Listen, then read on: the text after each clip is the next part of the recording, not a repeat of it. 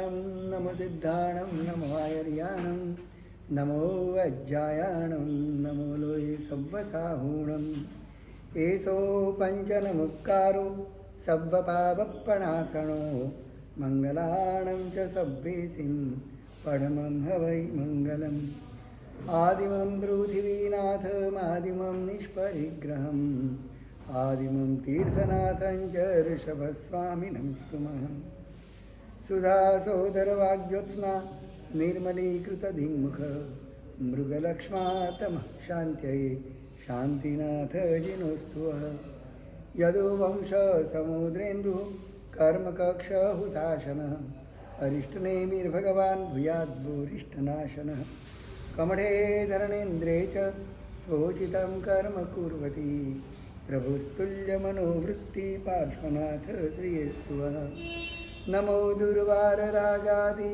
वैरिवार निवारिणे अर्हते योगिनाथाय महावीराय तायिने अंगूठे अमृतरसे लब्धितमाभण्डार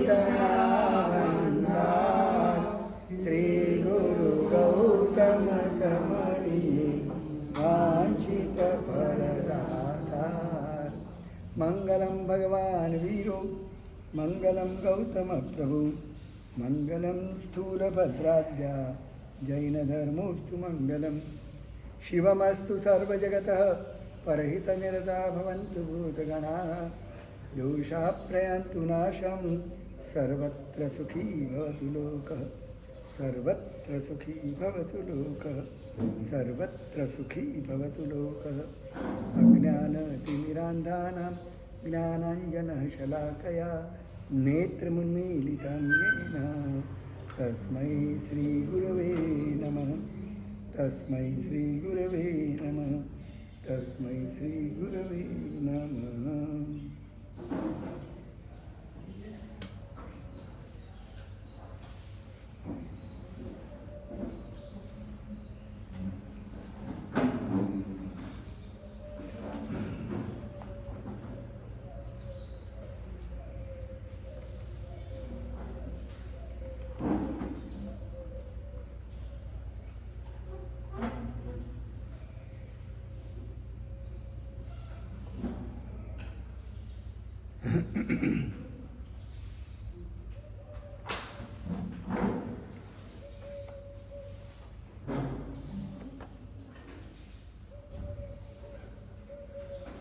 सर्वज्ञ कथित यह धर्म और उसके कारण जो जो क्रियाएं बताई हैं, जो जो अनुष्ठान बताए हैं, ठीक है, अनुष्ठान अनेक बताए गए हैं, मगर अनेक में इसलिए अनेक बताए गए हैं कि आप कहोगे कि एक नवकार मंत्र करो सब कुछ आ गया, अब कुछ भी अन्य कुछ करने की जरूरत नहीं है, इतना नवकार में भरा हुआ है। 14 पूर्व का सार कहते हैं, समरो मंत्र भलो नवकार। तो ये 14 पूर्वानुसार 14 पूर्व तो मैंने आपको बताया ही था कि कितनी हाथियों की स्याही से कितना लिखा जाता है, उसको 14 पूर्व कहते हैं। उसका सारा सार अगर कोई हो तो क्या है? नवकार मंत्र। तो एक नवकार बताते तो एक ही आराधना करके सभी जीव तैर जाते, मगर परमात्मा ने इतने अनुष्ठान क्यों बताए? क्या कारण था? क्योंकि सारे अनुष्ठान अंत में कहाँ ले जाते हैं? मुक्ति की ओर ले जाते हैं। तो अब इतने अनुष्ठान बताने की क्या जरूरत है? क्योंकि जीवों की क्वालिटी अलग अलग है, हर एक जीव अपने आप में यूनिक है, स्वतंत्र है, और हर एक की रुचि अलग अलग है। तो परमात्मा ने देखा कि कई जीव ऐसे हैं श्रद्धान्वित हैं, बिल्कुल श्रद्धा से मानते, वो तर्क करना नहीं चाहते, वो अपना दिमाग नहीं लगाना चाहते। ऐसे लोगों के लिए कौन सा धर्म होना चाहिए? जो लोग बड़ा दिमाग लगाने वाले हैं, बड़े बुद्धिमान हैं, उसके लिए क्या रुचिकर होगा? तो परमात्मा ने ऐसी जीवों की कैटेगरियाँ बनाई कि इन जीवों के लिए ये बराबर रहेगा, इन जीवों के लिए ये, क्योंकि उनको तो सभी जीवों को मोक्ष में ले जाना था। इसलिए सभी प्रकार की क्वालिटी के जीवों को अपने अपने तरफ से उसको लगा कि नहीं, ये इसमें मज़ा आ जाए। किसी को कहा कि तुझे गाने का मज़ा आता है, तू भजन गाते जा, बस गाते गाते तू ऐसा लीन हो जाएगा उसमें ऐसा एकाकार हो जाएगा कि बस तू परमात्मा के स्वरूप के साथ मिल जाएगा। तो ऐसे अनेक कैटेगरी का धर्म बताने का कारण हमारी कैटेगरी अलग अलग है। परमात्मा सभी की कैटेगरी जानते हैं कि तुम्हारी कौन सी है, तुम्हारी कौन सी है, तुम्हारी कौन सी है। इसलिए परमात्मा ने इतने अनुष्ठान बताए। योग असंख्य जिनवरे कहा, असंख्य योग परमात्मा ने बताए। परमात्मा ने मोक्ष के साथ हमारा योग करने के लिए कितने योग बताए, अनगिनत असंख्य योग बताए। मगर हर योग का ये सामर्थ्य है।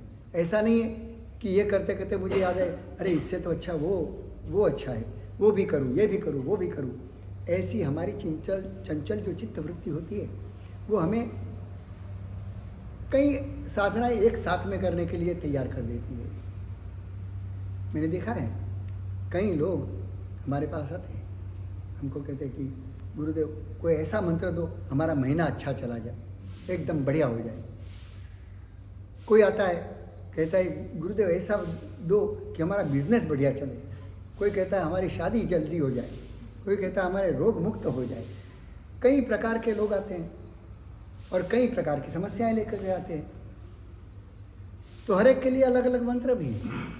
मगर कोई व्यक्ति ऐसा भी होता है, महाराज जी ऐसा मंत्र दीजिए हमारा रोग भी अच्छा हो जाए, धंधा भी अच्छा चले, परिवार में शांति भी रहे, पैसा भी अच्छा मिले, बंगला बन जाए, मेरे बेटे का स्वभाव सुधर जाए, पत्नी का स्वभाव सुधर जाए। कोई ऐसा नहीं कहता है कि गुरुदेव मेरा स्वभाव सुधर जाए, ऐसा कुछ बताओ। सब दुनिया को बदलने निकले हैं, अपने आप को तो बदलना चाहते नहीं, क्योंकि किसी को लगता ही नहीं कि मुझे बदलना चाहिए। अपने आप को तो सर्वांग सुंदर एकदम एप्रोप्रिएट जैसा बर्ताव करना चाहिए वैसा ही मैं हूँ। सारी दुनिया ही बेकार है। सभी को दूसरे को बदलने का भाव है, मगर अपने आप को बदलने को किसी को पड़ी नहीं, किसी को लगता भी नहीं कि मुझे बदलना चाहिए।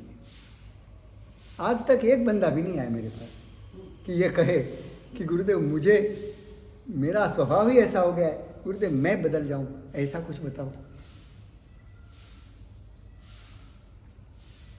मैं कहता हूँ देखो तुम इतने मंत्र करते हो, कोई पद्मावती का करेगा, कोई गौतम स्वामी का करेगा, कोई महावीर स्वामी का करेगा, कोई आदिनाथ भगवान का करेगा, कोई पार्श्वनाथ का करेगा, और कोई अन्य मंत्र ले आएगा, कोई घंटा कर्णवीर का लाएगा, कोई भैरू जी का लाएगा। क्या क्या मंत्र है, कितने मंत्र हैं। सब मंत्र के लिए वो कभी एक माला, कभी इसकी 5 माला, इसकी 2 माला, इसकी 1 माला, ये इतने लोग इसका काव सब, ये वो सब आराधनाएं हम करते हैं। मैं कहता हूँ तुम इतनों को मत पकड़ो, कोई एक को ही पकड़ लो। परमात्मा ने तो 100 धर्म बताए। दुनिया में दवाई, एक सर्दी जुकाम के लिए भी 100 दवाई मिलती है, मगर 100 की 100 लेनी नहीं होती है। कितनी लेनी होती है? हाँ, एक आध दवाई ले लो, भले 100 दवाओं का काम एक ही है, सर्दी जुकाम को मिटाना। मगर तेरी प्रकृति के अनुसार कौन सी दवा लेनी चाहिए वो डॉक्टर को पूछना जरूरी है। सीधा मेडिकल स्टोर में जाकर के ये नहीं कहते भाई सर्दी की दवाई दे दो। मांगते हो ऐसे?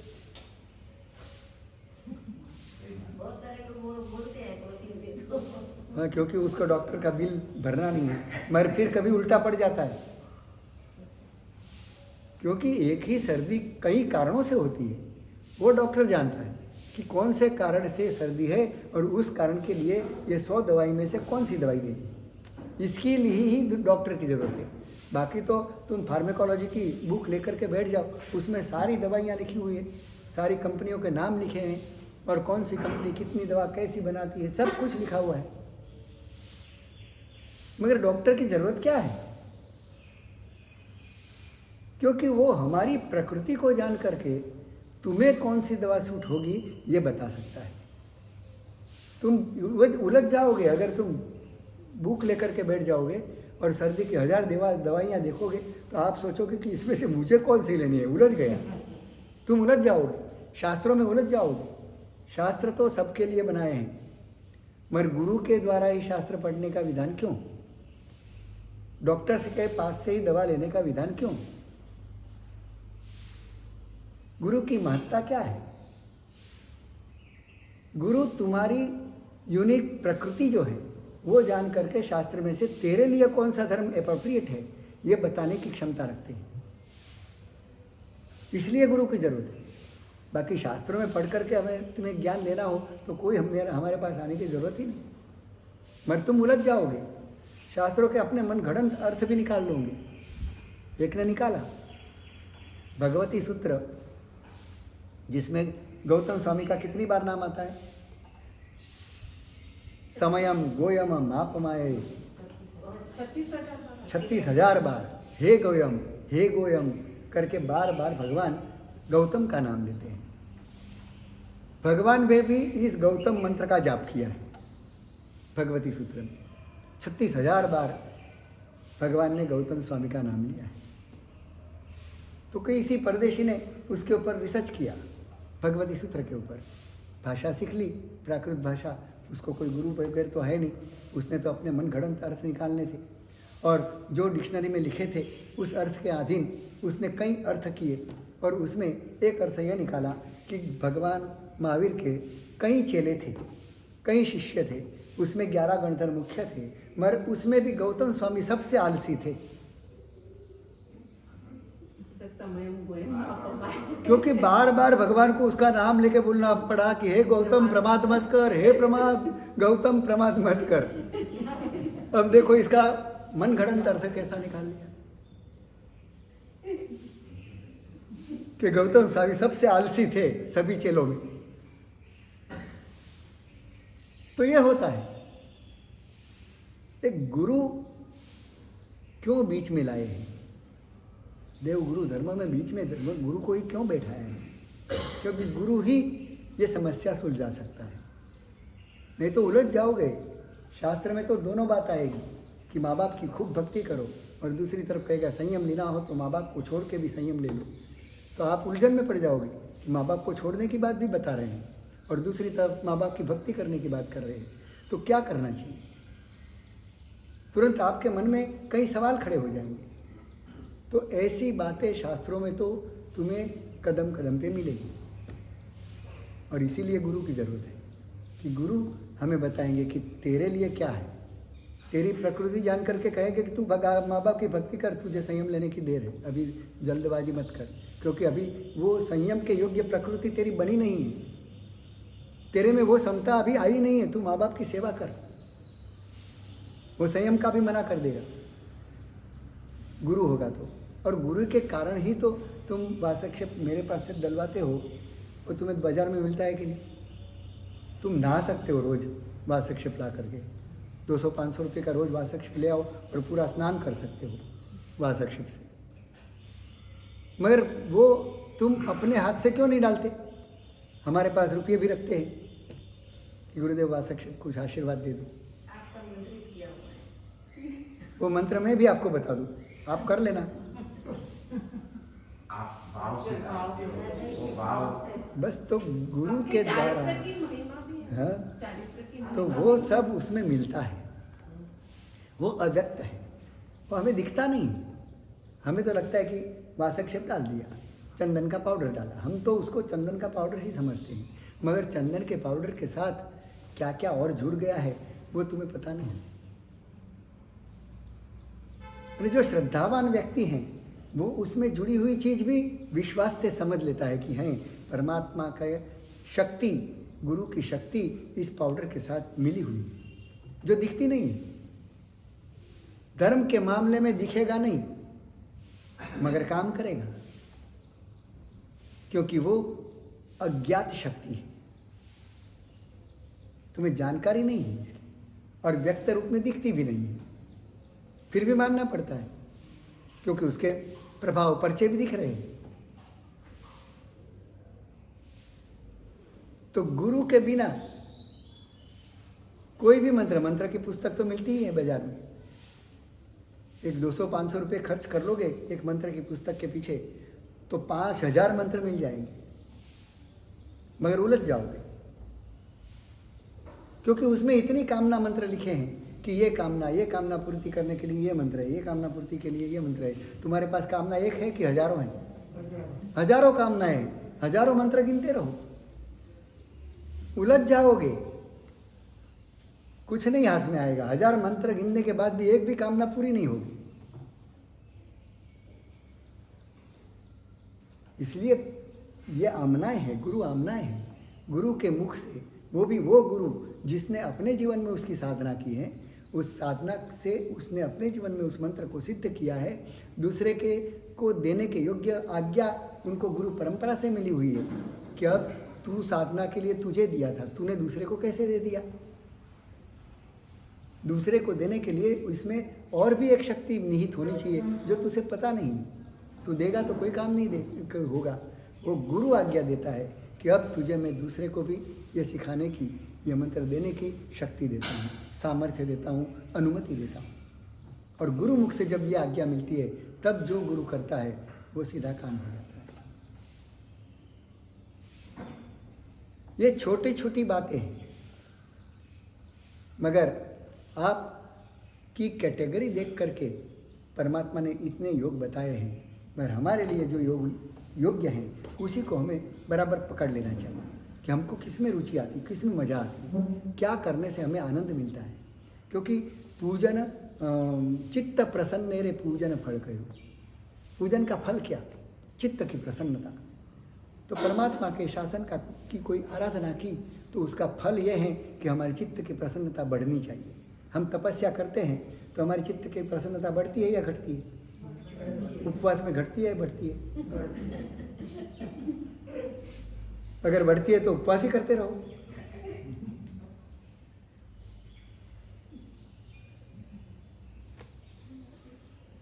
प्रतिक्रमण में कोई थोड़ा लंबा चला ले, बड़े राग से बोलते जाए सूत्र, और स्तवन भी लंबा 100-200 गाथा का बोल दे, प्रसन्नता बढ़ती है कि घटती है?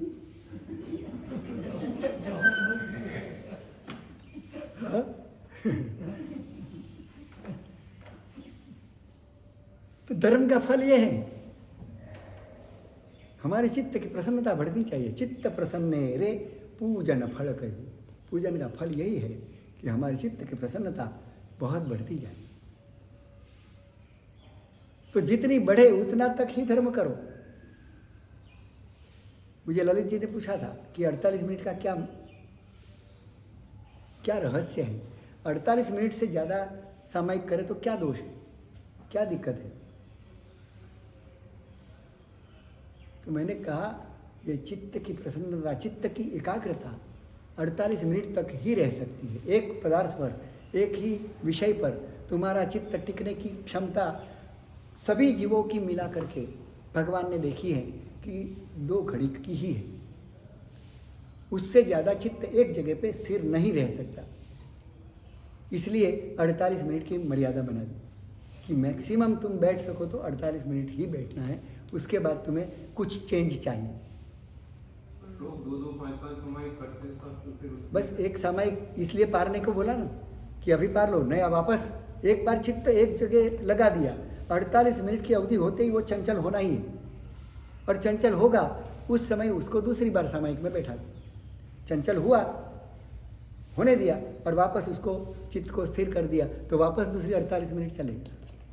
कोई तो साथ में 2 सामायिक 3 सामायिक। हाँ, तो भी बीच में तुम्हारी एक सामायिक होने के बाद तुम्हारा विषय चेंज होगा, तुम्हारा मन दूसरे विषय पर जाएगा ही जाएगा। यानी समझो कि प्रथम संग्रहण वाला जो सबसे मजबूत मनोबल धराता है उसकी भी क्षमता 48 मिनट के ज़्यादा नहीं होती। इसीलिए जो केवल ज्ञान की प्राप्ति होती है ना, क्षपक श्रेणी लगाने के बाद अंतर मुहूर्त में ही हो जाता है। अंतर मुहूर्त से ज़्यादा गया तो समझो केवल ज्ञान रुक जाएगा, क्योंकि वो चित्त धारा टिकेगी नहीं। इतनी क्षमता वाले व्यक्ति की भी चित्त की धारा एक ही विषय पे लगी रहे, क्योंकि मन इतना चंचल है और उसको तुमने 48 मिनट अगर स्थिर कर दिया तो समझो दुनिया का पहाड़ तोड़ दिया, हिमालय सर कर लिया। क्योंकि ये इतना चंचल है और इतना बलवान भी है, तुम चाहो तो भी उसको कंट्रोल में नहीं कर सको, इतना बलवान है वो मन। और उसको तुमने 48 मिनट कर लिया है, मान लो तुमने केवल ज्ञान पा लिया, इतना ये चंचल है। इसलिए परमात्मा ने मैक्सिमम कि तुम्हारी चित्त वृत्ति एक जगह पे एक ही वस्तु पर एकाग्र होकर के बिना हिले डुले अगर टिकेगी तो मैक्सिमम 48 मिनट। इसलिए केवल ज्ञान का समय भी सिर्फ अंतर मुहूर्त है। अंतर्मुख से ज़्यादा केवल ज्ञान को समय नहीं लगता, इतने में तो वो सारे कर्मों का चूर चूर कर देता है। इतनी ताकत इस चेतना में है। तो परमात्मा ने बताए हुए सारे जो अनुष्ठान हैं वो कितने कितनी शक्तिमान है। एक नवकार मंत्र की भी बात देख लो तो क्या शक्ति है नवकार मंत्र में। एक नमो अरिहंताणम पद का उच्चार करो और तीनों काल के सभी अरिहंत परमात्मा को वंदना पहुंच जाए। उसमें किसी भगवान का नाम नहीं है, भगवान के गुणों की बात है। अरिहंताणम, जिन्होंने अरि का नाश किया। अरि यानी दुश्मन। दुश्मन कौन से? अंतर शत्रु, राग द्वेष क्रोध मान माया काम, ये सब हमारे अंतर शत्रु हैं जो हमें आत्मा तक पहुंचने नहीं देते। वो बीच में हमें रोक देते हैं, हमें उससे संघर्ष करना पड़ता है और संघर्ष करते वो जीत जाते हैं क्योंकि मोह का आधिपत्य है हमारे ऊपर। तो हम आत्मा तक पहुंच नहीं पाते। इसलिए ये जो शत्रु है उनका जिन्होंने नाश किया वो बड़े महान हैं, बड़े वीर हैं।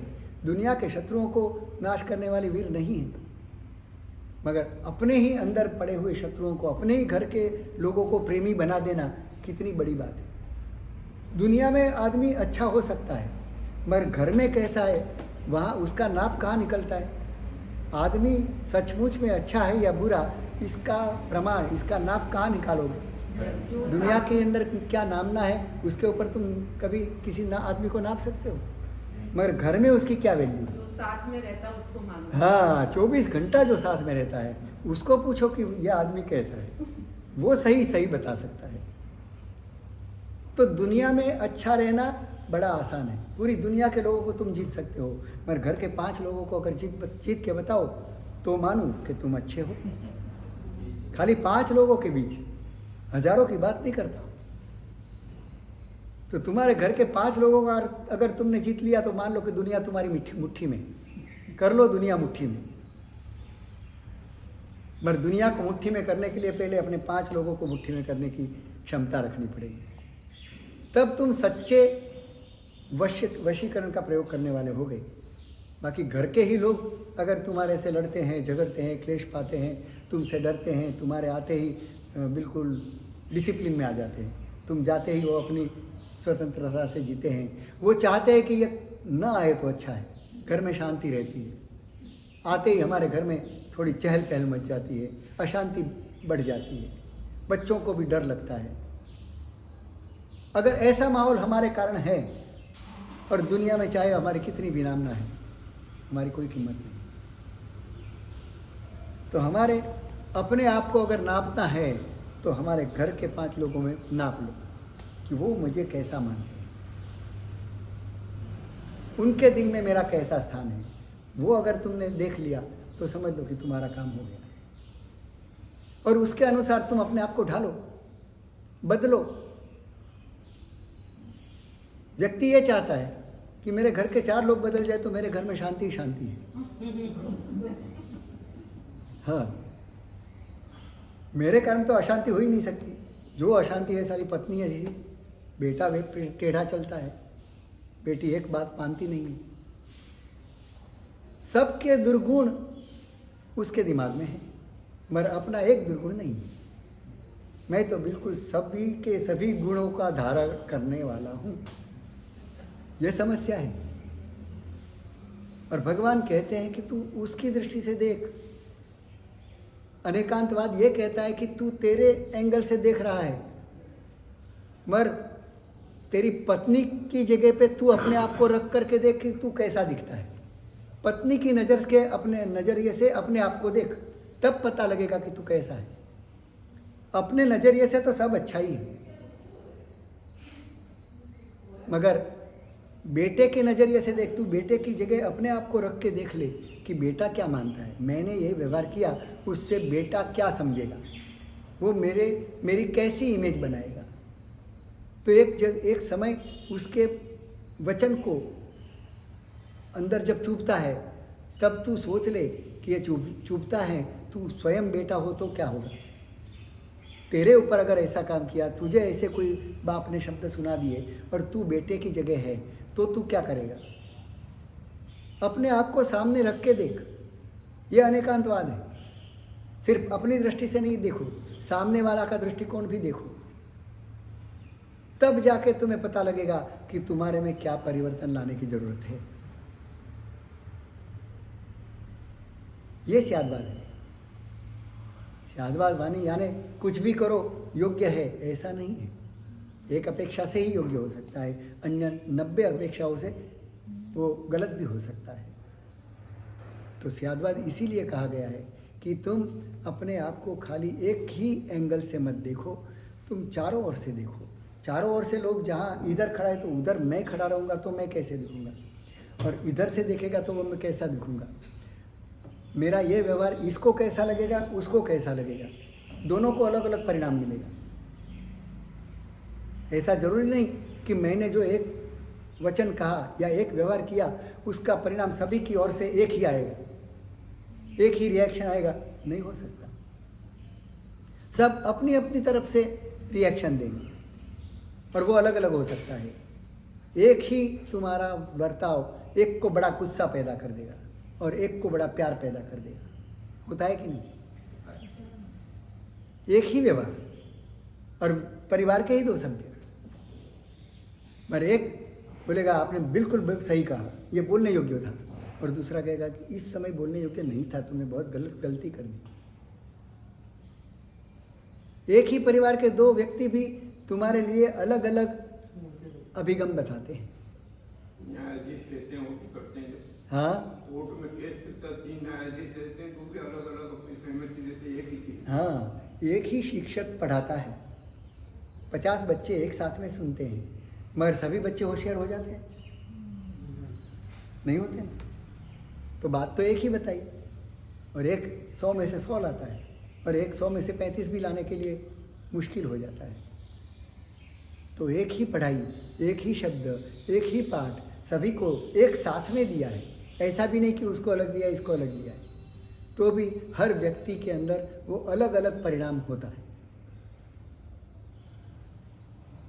तो कितना परिवर्तन हो जाता है, व्यक्ति व्यक्ति में फर्क हो जाएगा। तो एक नमो अरिहंताणम हम बोलते हैं तो अनंत अरिहंतों की वंदना हो जाती है, क्योंकि हमने किसी एक व्यक्ति का नाम नहीं लिया, उसके अंदर रहे हुए अरिहंत को मारने की क्षमता, या जिन्होंने इन अरियों को मार दिया है, ऐसे जितने भी हैं उन सबको वंदना पहुंच गई, क्योंकि उनके गुण की वंदना की। तो ये नमस्कार महामंत्र में गुणों की वंदना है, व्यक्ति की वंदना नहीं। और गुण निराकार है, गुण साकार नहीं, गुण निराकार है, और निराकार की उपासना हो गई, सीधी निराकार की। वो भी कैसे? शब्द के माध्यम से। शब्द के माध्यम से तुमने निराकार की उपासना की है, और निराकार सिद्ध परमात्मा है। ऐसे सीधे ही देव तत्व के साथ एक नमो अरिहंताणम पद बोलते ही जुड़ जाते हो। ये विज्ञान हमें पता नहीं है, मगर ये श्रद्धा तो हमारे में होनी चाहिए। भले विज्ञान पता नहीं है, हमें भले पता नहीं है कि ये स्विच दबाने से पंखा क्यों घूमता है, मगर घूमता है। उसका मैकेनिज्म हमें पता नहीं कि उसमें क्या वायर कहाँ से जाता है, ये क्या गलती होती कि यही स्विच दबाने के बाद आज पंखा नहीं चालू हो रहा है और कल तक चलता था। क्या गलती हो गई? स्विच वही दबा रहा हूँ, पंखा भी वही है, बाकी कुछ भी चेंज परिवर्तन नहीं लाया हूँ, और फिर भी आज पंखा नहीं चलता है, कल तक चलता था। तो क्या कारण हो गया? कुछ तो गड़बड़ हो गई। सब कुछ वही का वही होने के बावजूद कुछ गड़बड़ है। तो नमो अरिहंताणम पद बोलते ही कितने अरिहंतों को वंदना पहुंच गई। अतीत, अनागत और वर्तमान तीनों काल के सभी अरिहंतों को वंदना हो गई। भविष्य में जो होने वाले अरिहंत हैं उनकी भी वंदना आज ही हो गई। नमो सिद्धाणम, अनंता सिद्ध परमात्माओं के साथ तुम जुड़ गए। जिन्होंने ये सिद्धि प्राप्त की, आत्मसिद्धि, उनको वंदना है। अब कोई सिद्ध का पर्टिकुलर नाम नहीं है कि जो अरिहंत महावीर स्वामी थे उन सिद्ध को मैं वंदना करता हूँ। नाम से नहीं कर रहे हैं, उनके गुण की सिद्धि करते हैं। जो अपनी आत्मा की सिद्धि जिसने प्राप्त की है, उन सभी आत्माओं को मैं वंदना करता हूँ। तो एक को नहीं, गुण को वंदना करते ही सारी दुनिया के सभी जीवों से वंदना हो जाती है। जिसने भी इस गुण का विकास किया है वो सारे वंदन के योग्य हो गए। आयर्याणम किसी एक आचार्य का नाम नहीं है। जिन्होंने आचार की पालना की है, जिन्होंने आचार्य के योग्य अपने जीवन को बनाया है, वो सारे, चाहे किसी भी कपड़े में हो, किसी भी काल के हो, चाहे भविष्य के हो, चाहे वर्तमान के हो, चाहे भूतकाल के हो, सभी आचार्यों को वंदना हो गई। उपाध्याय को वंदना कर दी, मगर एक उपाध्याय का नाम नहीं लिया। जिसके पास उप यानी पास, उपनगर या नगर के पास का गांव, उसको हम क्या कहते हैं? उपनगर। उप का अर्थ होता है पास, पास वाला। और उप अध्याय, उप यानी पास में बैठ करके अध्ययन कर सके, ऐसे जितने भी ज्ञानी हैं वो सारे उपाध्याय पद में आ गए। उपाध्याय और साधु, जो भी साधु हुए, जो भी साधना के मार्ग पर निकल पड़े, वो सारे वंदनीय बन गए। तो इस तरह पांचों परमेष्ठियों को गुण के द्वारा वंदना की गई, व्यक्ति के नाम लेकर के नहीं की गई। इसीलिए वो गुण जिसमें जिसमें है उन सबको वंदना हो गई। और इसीलिए एक नवकार मंत्र के द्वारा तुमने कितने पापों का नाश कर दिया। एक साधु को वंदना करने का लाभ कितना है, और अरबों खरबों साधुओं को तुम वंदना करो तो कितना लाभ मिलेगा? मिलेगा कि नहीं? एक शेयर होल्डर हो, एक शेयर का प्रॉफिट मिले, और एक लाखों शेयर में तुम्हारा पैसा इन्वेस्ट किया है तो कितना मिलेगा? जितना ज़्यादा उतना प्रॉफिट भी ज़्यादा होगा। वैसे ऐसी वंदनीय आत्माओं को, एक आत्मा को नहीं, जितनी है उतनी सभी विश्व की सारी उत्कृष्ट जो परमेष्ठी हैं उन सबको तुमने वंदना कर दी। ये भाव हम नमस्कार महामंत्र गिनते समय इस भाव से कि क्या अद्भुत बात है, और इतनों लोगों को एक साथ वंदना करने का लाभ कितना होगा। तभी जाके इतने कर्मों का क्षय हो जाता है, सभी पापों का नाश हो जाता है। सब पावपणासनो, ये शब्द नहीं है, वास्तविकता है, विज्ञान है। मगर हमने उसके ऐदम्पर्यार्थ, उसके रहस्यार्थों तक पहुँचे ही नहीं।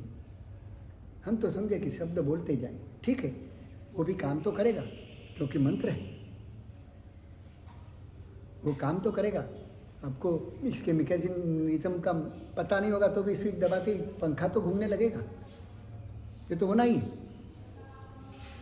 मगर वो जानकार करेगा और एक अज्ञान आदमी करेगा, उसमें बहुत फर्क है। और जानकार करेगा तो वो ये भी देखेगा कि वो धीमा क्यों घूम रहा है, फास्ट क्यों नहीं घूम रहा है। तो जानकार होगा, वो फास्ट कैसे करना वो जानता है, वो तुम्हें पता नहीं लगेगा। तो जानकार में ये फर्क पड़ता है। जानकार के अंदर में वो भाव की विशालता वो पैदा होती है। वो समझता है कि नमो अरिहंताणम पद के द्वारा हम कितने आत्माओं तक पहुंच सकते हैं।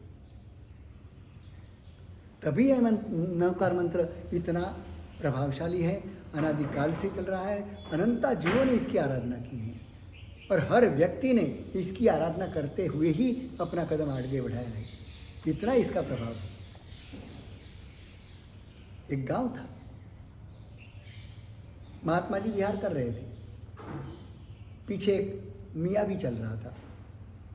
उसने देखा कि कोई महात्मा जा रहे हैं, चलो रास्ता कट जाएगा, बातें करते करते उनके साथ हो जाऊं।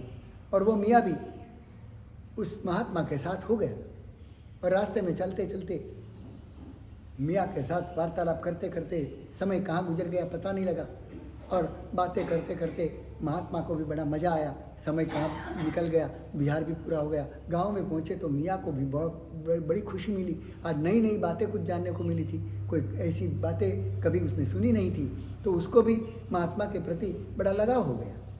वो रात को गुरुदेव के पास पहुँचा कि गुरुदेव कुछ ऐसा बताओ कि मेरे जीवन की सारी समस्याएं खत्म हो जाए, कुछ मेरे जीवन में धर्म आए। तो गुरुदेव ने देखा कि आदमी बराबर लायक है, उसको साधु के प्रति रुचि पैदा हुई, नहीं तो वो कौन से धर्म का, मैं कौन से धर्म का, उनका और मेरा कोई मेल नहीं पड़े। उसके बदले ये मुसलमान होकर के मेरे पास आज धर्म सुनने के लिए आया है, वो धर्म सुनने का जिज्ञासु है। तो लाओ मैं उसको कुछ दूं, और उसको बोला कि ये एक मंत्र देता हूँ, और वो मंत्र दुनिया में कौन सी चीज़ ऐसी है जो इस मंत्र से न मिले। ऐसी कोई चीज़ दुनिया में नहीं है कि जो तू इस मंत्र का अगर जप करेगा तो नहीं मिलेगा। ऐसा कभी 3 काल में नहीं हो सकता। इतना विश्वास दिला दिया और कहा कि इस मंत्र की एक शर्त है कि ये मंत्र पढ़ने वाले में ये मंत्र तभी सिद्ध होता है, तभी उसका काम करता है, जब उसका साधक कैसा हो, सभी जीवों के प्रति मैत्री वाला हो। कोई दुश्मन भी आ जाए, उसका जान लेने वाला भी आ जाए, तो भी उसके मन में कभी उस व्यक्ति के प्रति दुर्भाव न हो। पूरी दुनिया के सभी जीवों के प्रति अपने मैत्री का, प्रेम का, वात्सल्य का जरा वो फैला सके। ऐसा व्यक्ति अगर इस मंत्र, यानी ये मंत्र को साधना करने वाला व्यक्ति, उसको ऐसा बनना जरूरी है।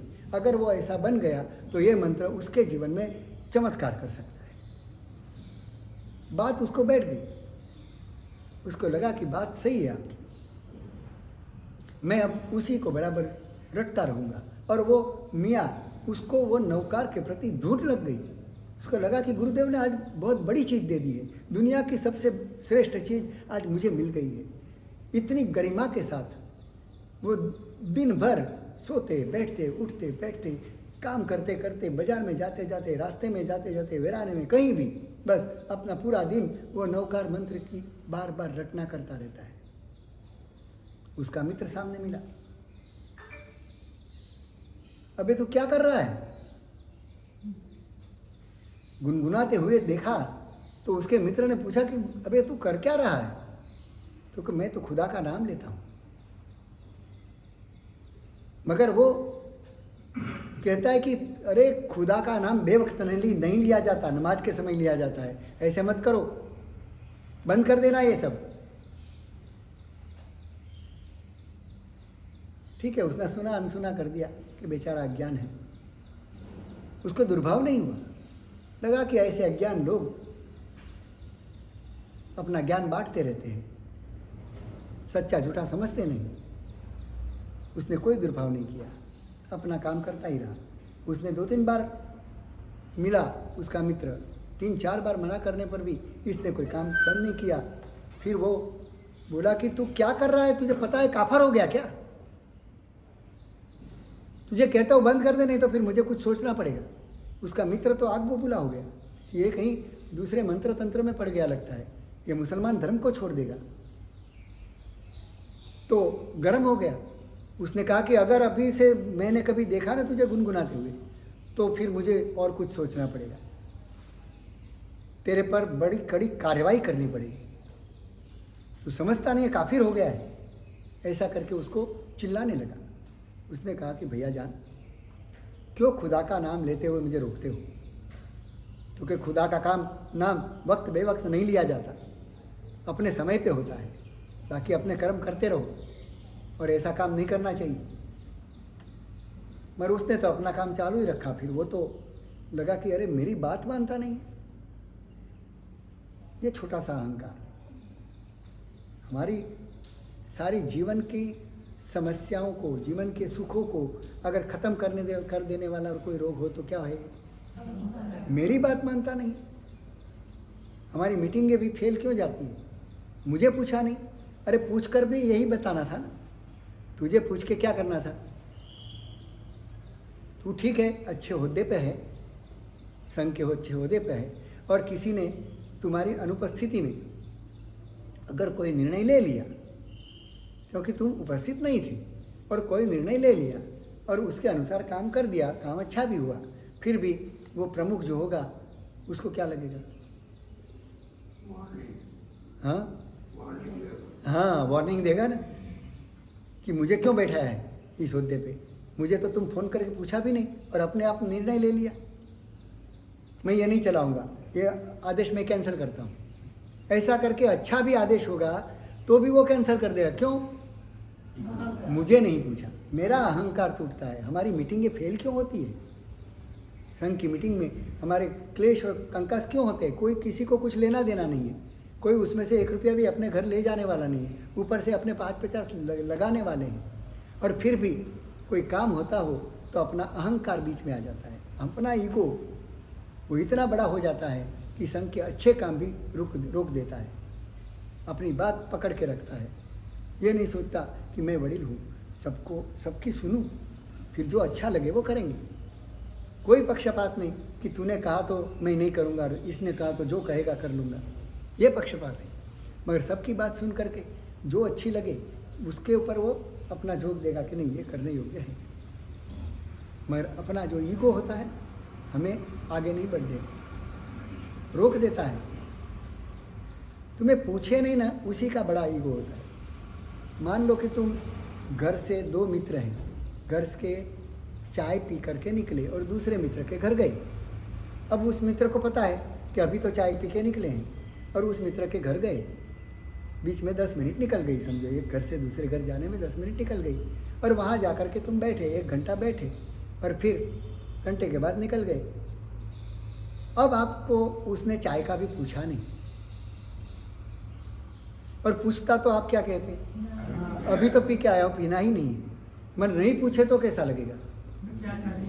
चाय का भी पूछा नहीं, ये भी तेरा कोई, हाँ? अरे पूछता तो भी तू पीने वाला तो था ही नहीं, तो नहीं पूछा, उसमें क्या बिगड़ गया? मगर नहीं, हमारा जो ईगो है वो हमें ऐसी ऐसी बातों पे उलझा देता है और हमारे संबंध खराब कर देता है कि साला मेरे वहाँ तो चाय पी के निकला और वहाँ तो चाय का पूछता भी नहीं। इतनी छोटी सी बात, और ईगो का काम ही है, वो छोटी बात को बहुत बड़ा स्वरूप दे देता है, क्योंकि उसको वो उस बात का प्रश्न नहीं है, बात मुझे नहीं पूछा उसका है, बाकी कुछ प्रश्न नहीं है। वो पूछते तो यही बताता कि हाँ ये ऐसा ही करो, पर बिना पूछे किया तो नहीं चलेगा, बस ये बात है।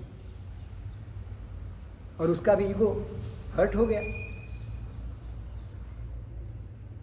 तो उसने सोचा कि अभी तो इसको पाठ पढ़ाना पड़ेगा, ये समझता नहीं है, अपने आप को क्या समझता है।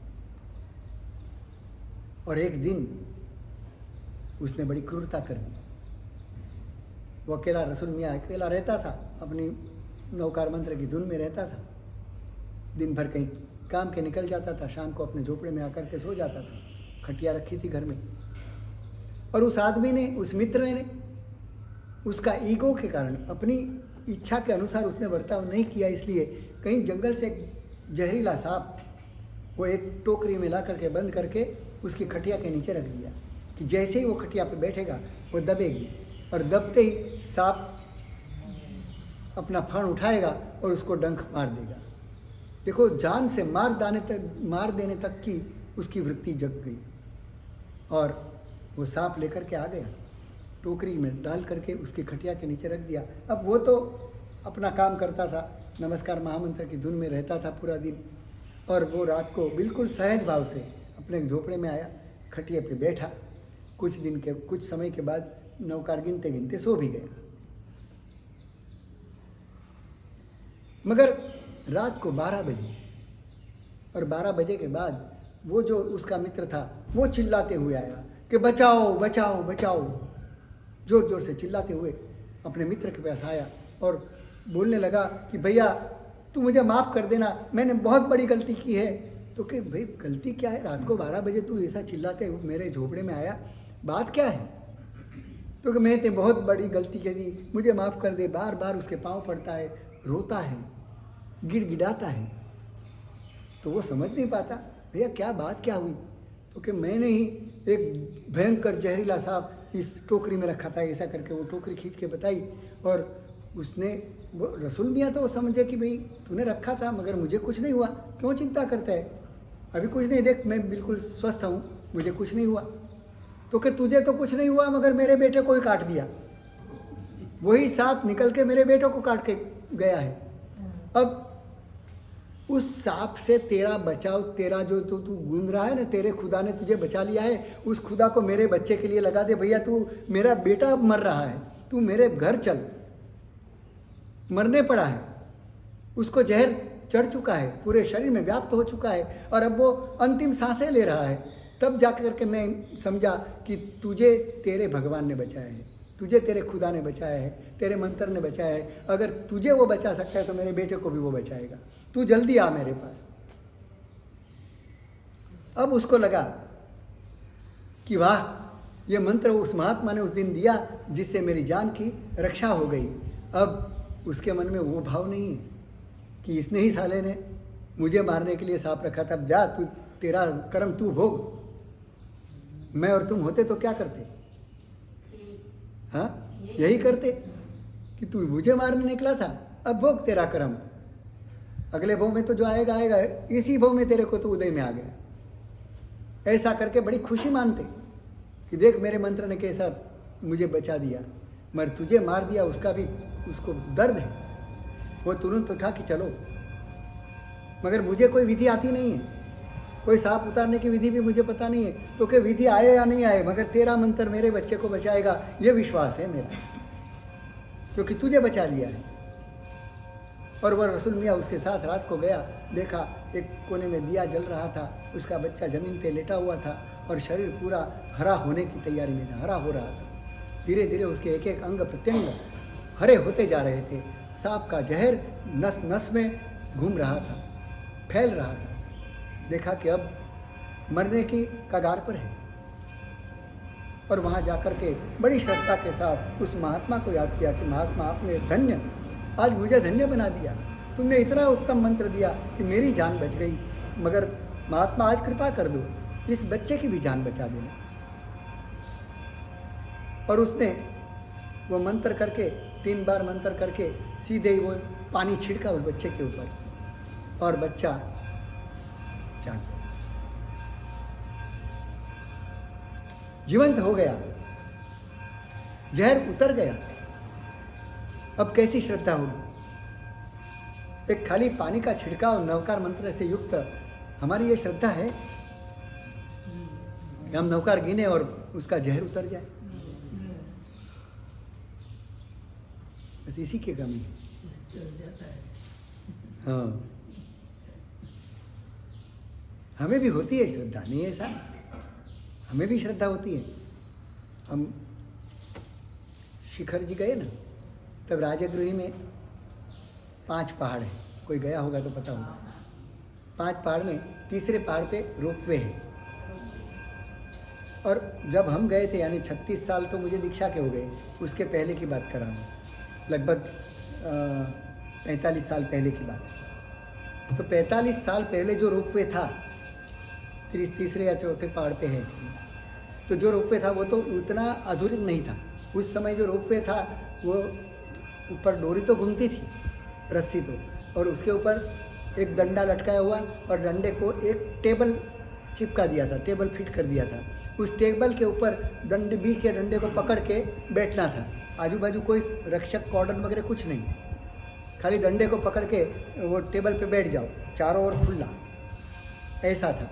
और एक टेबल पे एक ही व्यक्ति बैठ सके। आजकल तो 5-5, 6-6 व्यक्ति को लेकर के वो पूरा पिंजरा चलता है, चारों ओर कॉर्डन भी होती है, कोई डर का माहौल नहीं होता। उस समय तो खाली एक ही टेबल, एक ही व्यक्ति और एक डंडा पकड़ के बैठ जाना। और मैं बैठा उस समय, और बैठा तो बैठा, मगर 2 पहाड़ के बीच में से जब नीचे खाई दिखने लगी तो चक्कर आने लगे कि अरे यार, यहाँ तो गिरा तो गए, हड्डी भी हाथ नहीं आएगी। इतना अंदर से डर पैदा हो गया, रोमचे खड़े हो गए कि अब क्या होगा, अगर ये डंडा छूट गया तो गए 100 साल पूरे आज। इतना डर लगा। और उस समय ऐसा जोर से मैंने पकड़ के रखा बीच में डंडे को, और जोर से पकड़ के नवकार मंत्र जो गिने, जिंदगी में पहली बार इतने भाव से और इतनी एकाग्रता से गिने होंगे कि नौकार ही बचा सकता है, अब कोई नहीं बचा सकता इसमें से। इतना डर लग गया था, और डर के मारे हमारे मन में भी नवकार के प्रति वो श्रद्धा, वो विश्वास आ जाता है।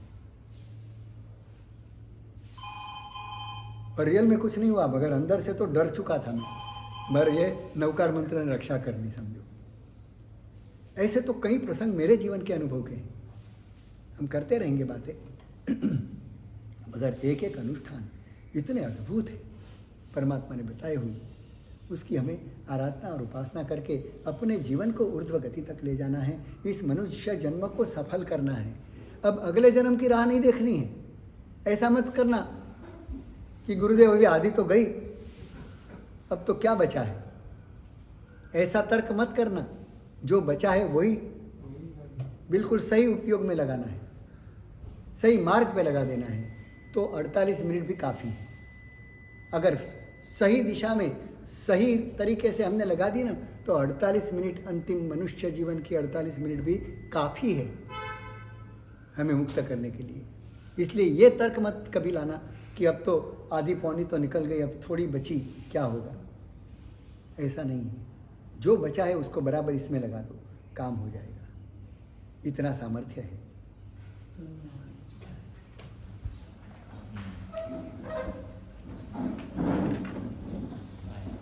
गुरुवंदना स्वामी